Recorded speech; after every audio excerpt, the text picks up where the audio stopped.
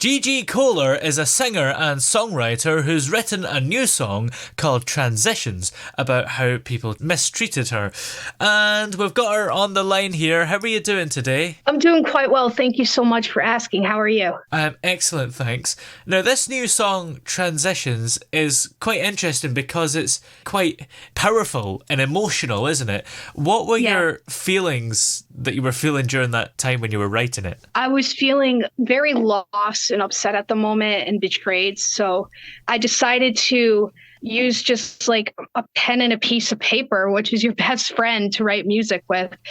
And so I wrote it down and I was like writing these feelings. And I was like, hey, maybe I could make a song out of this. And exactly. What was the process of writing it like? The process, just a lot of emotion. And it was just like a very good process. Yeah, I suppose the genre as well is kind of a mixture of hip hop and pop, and it's got this kind of piano hook going throughout it. What was it that inspired the musical side of it? I just felt like something upbeat, and not just like sad, like a sad beat. I want people to actually have positive vibes about it too, and like awesome emotions. Yeah.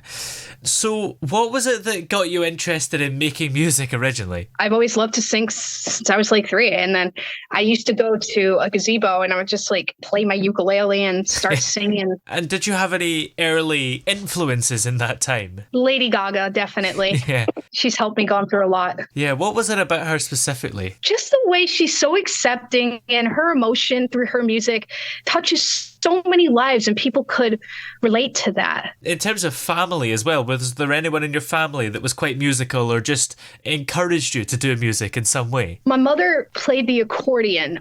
Phenomenal. She's a phenomenal accordionist. Yeah. So she also inspired me to start music, at a young age. And this song is Transitions that you've got out at the moment. Before this song, did you have any others, and what were your favourites, if so? One of them was called I'ma Make It Burn. Radio stations have already played it, and the beat is so upbeat. I love it. Yeah, it sounds like a powerful song. Is that one equally powerful and emotional, but maybe in a different way?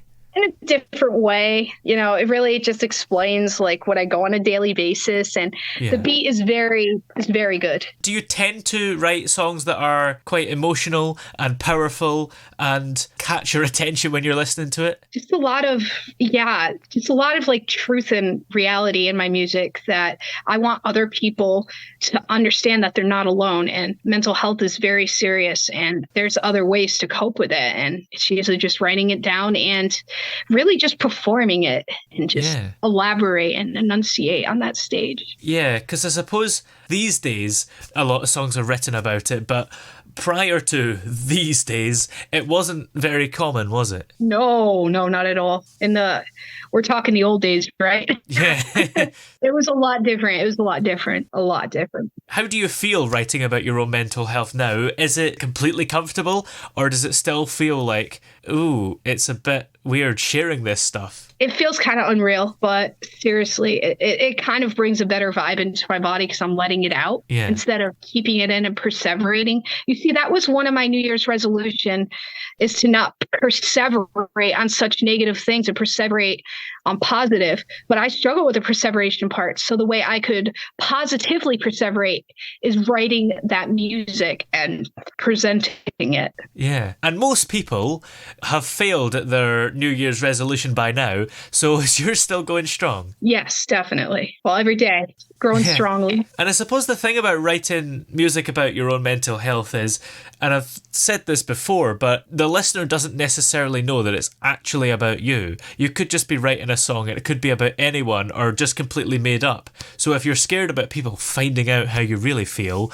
you don't necessarily need to be. Yeah. And it's really about the community too. I want to make sure the community can reach out. You guys can reach out to me anytime. You're not alone. Your current song is, of course, called Transitions.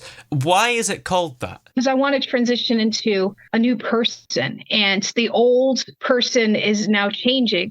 So I'm transitioning into a new me, a new start of life. And the crazy part is I had a program that was called Transitions. Oh. That wasn't very good to me. So I took that program's name and I put it into more of a positive aspect into life, that you could transition from the bad to the good, That's a great idea, taking something bad in your life and turning it into something good. Before you wrote the song, Transitions, whenever you heard that word, did it fill you with terror? Whereas now when you hear that word, you maybe think of the song and positive things. At first, before I wrote the song, it was terror. Yeah. But like I said, now I think of positive things for sure. Yeah. And your style is interesting in terms of your look, because you've got these big glasses on, and I don't know if they're medically prescribed. I don't know what condition that would be. But is this just a deliberate look? Because, I don't think there's anybody else out there that does that. It's for style. It basically I feel like when I put the glasses on, it just brings a new me, Makes me feel better, And do you just wear them when you're being Gigi the musician, or do you wear them all the time?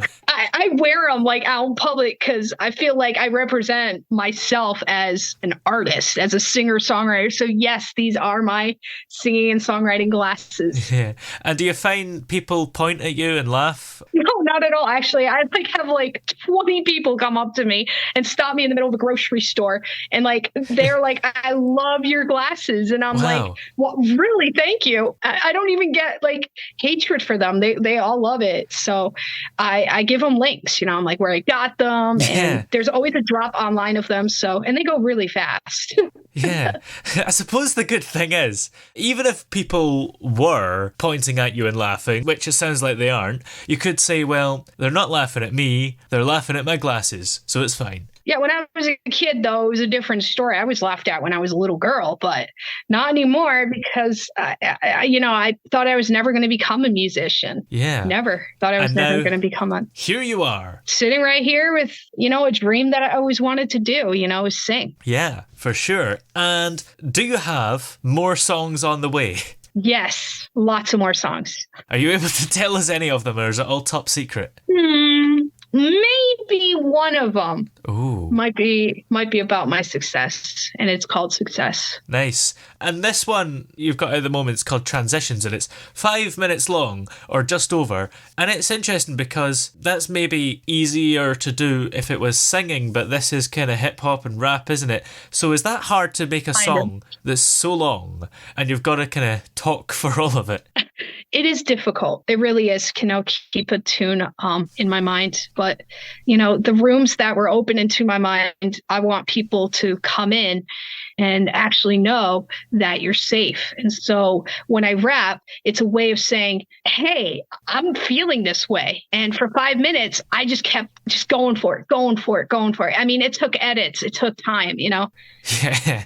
Well, where are we able to find your latest single, Transitions? You could find me on YouTube. You can find me at a lot of places. Just Google my name, Gigi Kohler. I'm all over there. So you'll find some of my music. You'll find my YouTube channel. I'm really excited for people to see it. Excellent. Well, many thanks for talking to us today, and have a great day. You too. Thank you so much for having me.